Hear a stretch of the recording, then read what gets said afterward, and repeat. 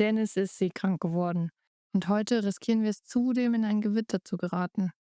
Im Hafen knallt die Hauptsicherung raus. Stromausfall in der ganzen Marina. Oh je, so viel abgestürzt.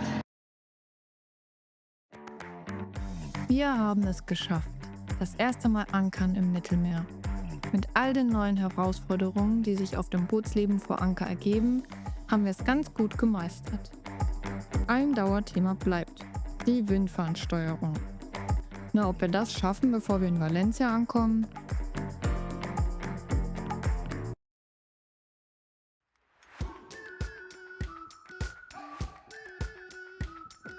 Wie immer endet auch dieses Ankerabenteuer irgendwann. Aber erst gibt's eine kleine Stärkung, damit wir voller Energie in den nächsten Abschnitt starten.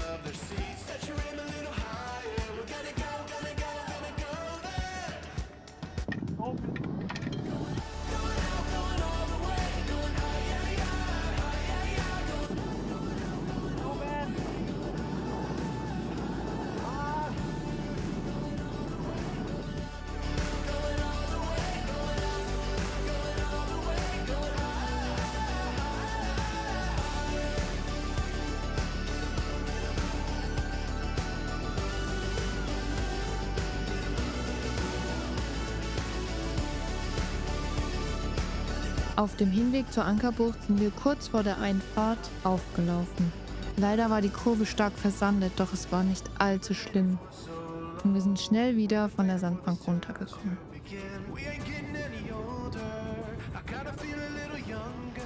Diesmal hat das Wetter perfekt gepasst. Herrlicher Wind, traumhafter Kurs, wenn es doch nur so bleiben würde.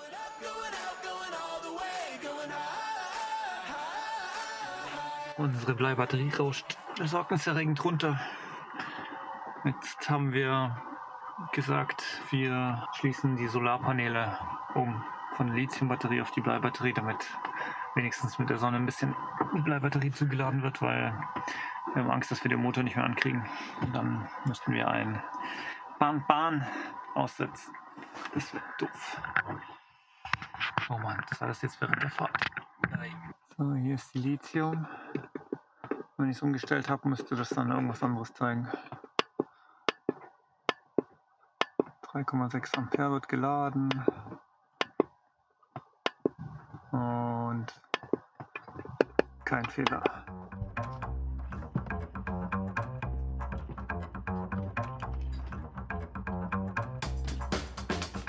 Während das Boot munter schaukelt, kriecht Dennis an die Ladekabel. Umstecken bei Seegang. Ganz sicher nicht sein Lieblingsjob.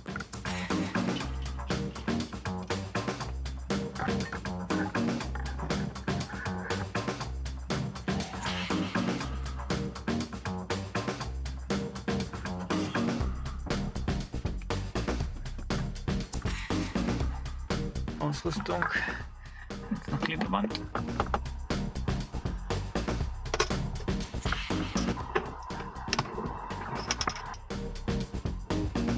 Okay, als nächstes jetzt die gelben.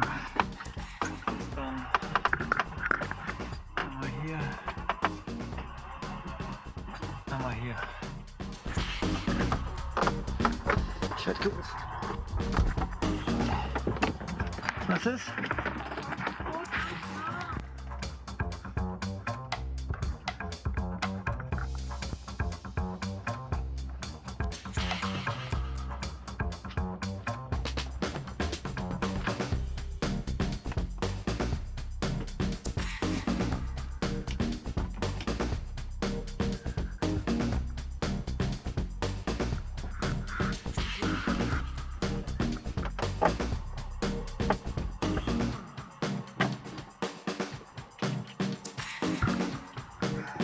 Shit.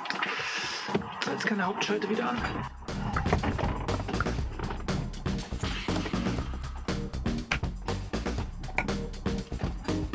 Und klar, ausgerechnet jetzt spinnt auch noch der Hauptschalter.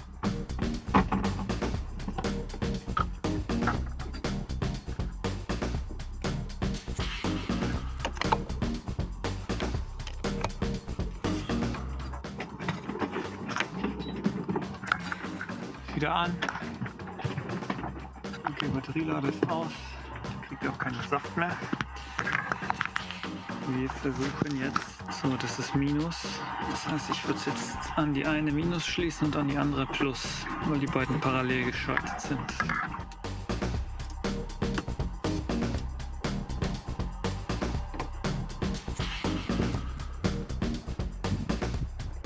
Okay, wenn es richtig verbunden ist, dann müsste jetzt der Laderegler an sein. Jo. Okay, aber erstmal noch auf Lithium. Das darf nicht sein. Müssen wir noch irgendwie umstellen. Okay, keine Ahnung, was los ist. Ich frag mal Doro. Vielleicht was sie ist. Mit ein paar geheimen Knopfdrückereien habe ich den Laderegler von Lithium auf Bleibatterie umgestellt.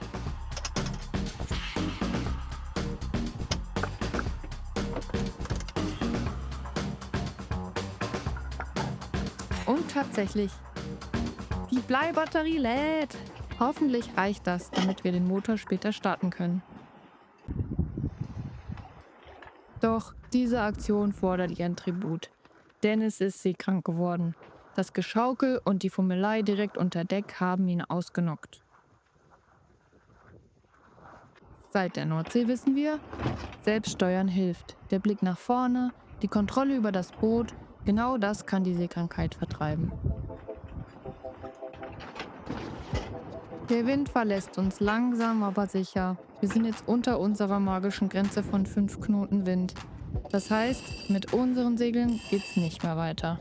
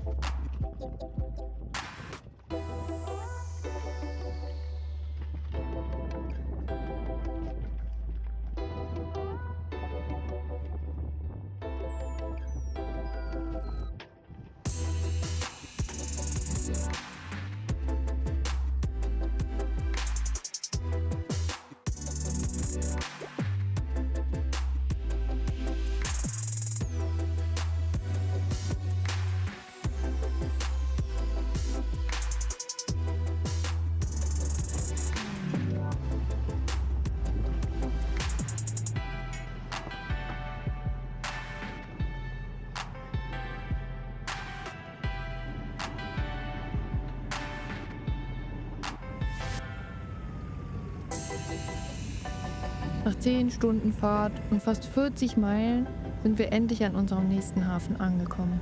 Vinaroz. Wir sind echt geschafft nach dieser Fahrt. Vinaroz, Port Vinaroz, Port Vinaroz. Hier ist Nami. Nami. This is Martin Vinaroz. I'll see you ahead. Hello. We wanted a place for our boat for one night. Okay, can you give me the length of oil? Over. 9 meters. Okay, I'll give you back bunker number 2. Wait for 5 minutes. I can call you back. Over. We are waiting in Ponton 3. We're waiting 5 minutes. Okay, get inside. Then bunker number 2. Over. Ponton number 2. All right.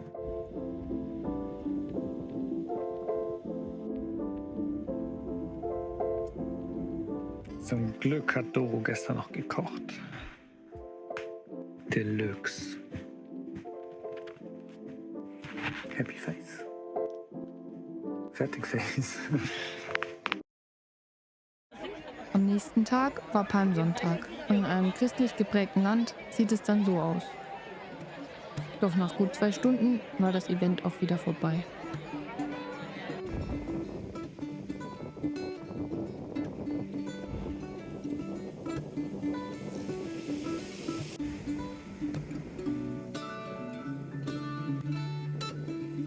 Wir wollen weiter, denn der Tagespreis in Häfen ist immer der teuerste und wir würden viel lieber einen Monat in Valencia verbringen, unserem schon lang ersehnten Reiseziel.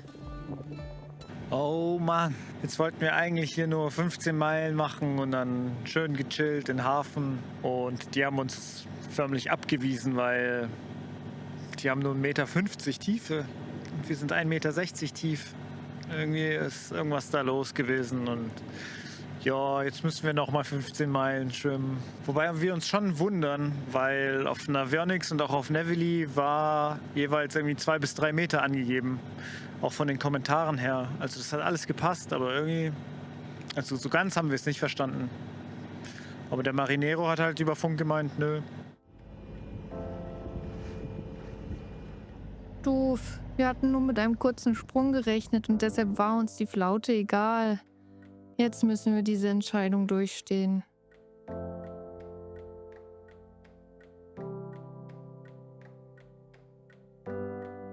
Spiegelglattes Meer, Motorbrummen, naja, nicht gerade der Traum vom Segeln.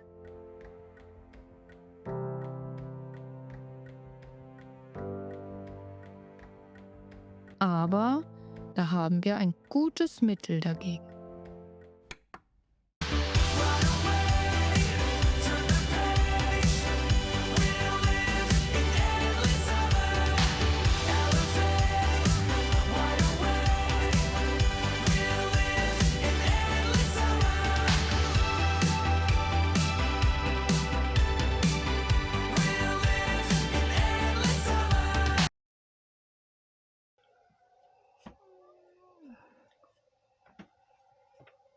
Doch kaum sind wir todmüde ins Bett gefallen, sind wir am nächsten Morgen gleich wieder weiter.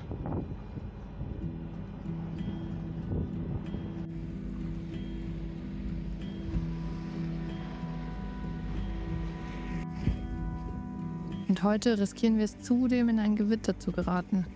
Hoffentlich zieht es vorbei.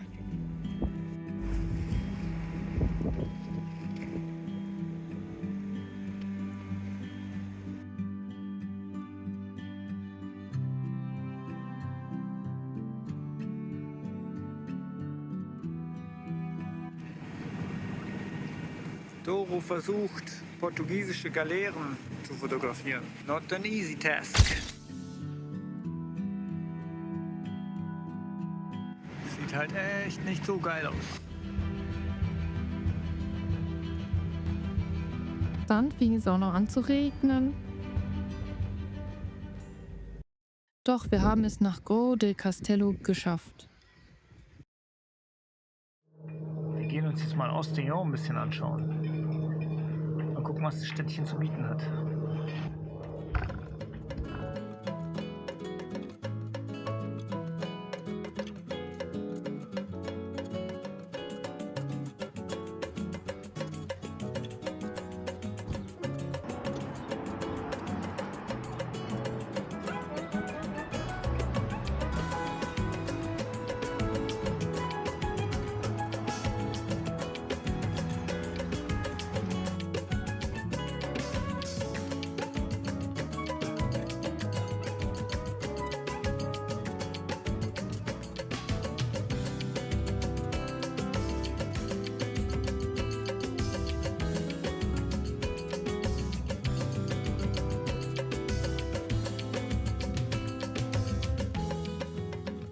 Wir wollten unseren Ausflug mit Churros oder einer Kugel Eis beenden.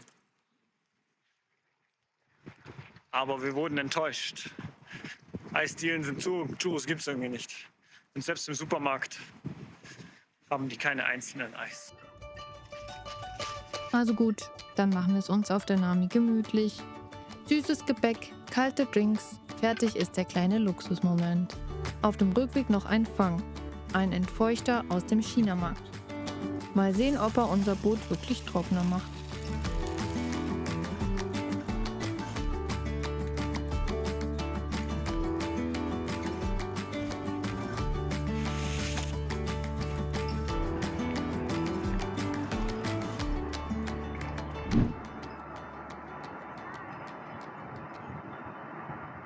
Strom los in der Namen.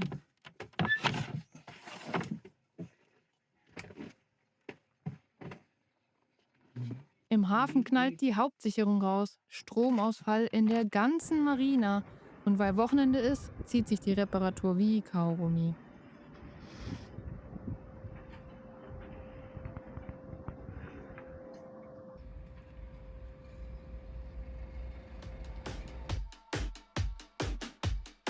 I'm feeling jaded in the worst way, pretending that I got my life on straight here. You hear me cursing at the highway, I hear you chiming in your own way. Yeah, own way. Playtime has to meet real life, here behind brake lights. Maybe we hang tight. We could live Schon auch unheimlich, wenn so ein riesen Tanker in die Hafeneinfahrt reinfährt und man nicht unbedingt weiß, wohin er will. Man in der Regel auch noch langsamer ist. Aber das ist denen egal.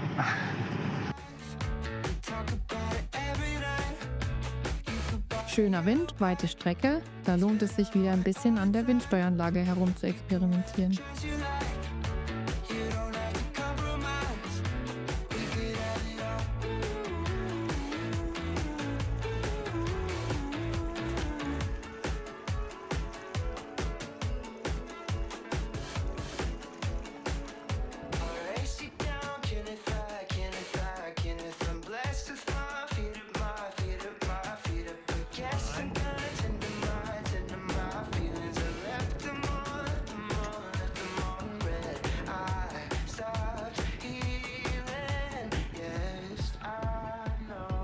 We can live a better life. We talk about it every night. You could buy Doch so ganz will sie noch nicht. all the time. Und ich muss dann auch wieder eingreifen. Choose you like. You don't have to compromise. We could have it all.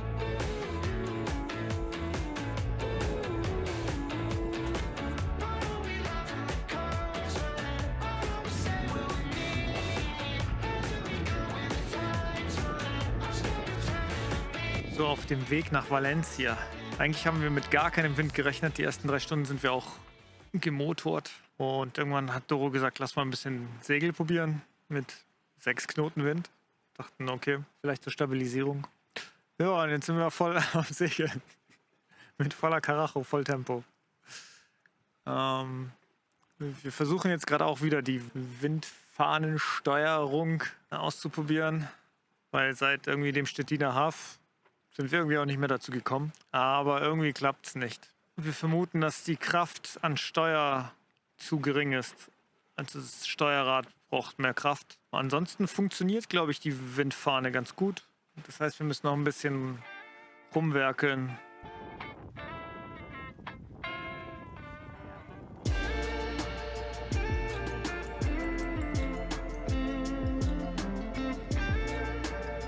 Ja, wir sind halt so 1,5 Stunden mit dem Segel unterwegs gewesen und dann hat ordentlich der Wind aufgedreht von 8 auf 18 Knoten.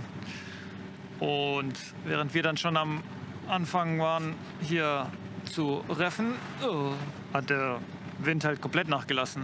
Da waren wir ein bisschen verwirrt, weil wir dachten, vielleicht ist nur so ein bisschen böig gerade. Ja, und dann gab es gar keinen Wind mehr. Haben jetzt die Segel runtergeholt und seitdem kommt Welle von jeglicher Richtung. Deswegen versuchen wir jetzt gerade die restliche Strecke irgendwie zu motoren, aber wir wissen auch nicht, in welche Richtung wir entgegen der Welle schwimmen sollen. Ich habe auch meine Cappy ausgezogen, weil ansonsten wäre sie weggeflogen bei dem Wind. Deshalb bin ich jetzt gerade im Gangster-Modus.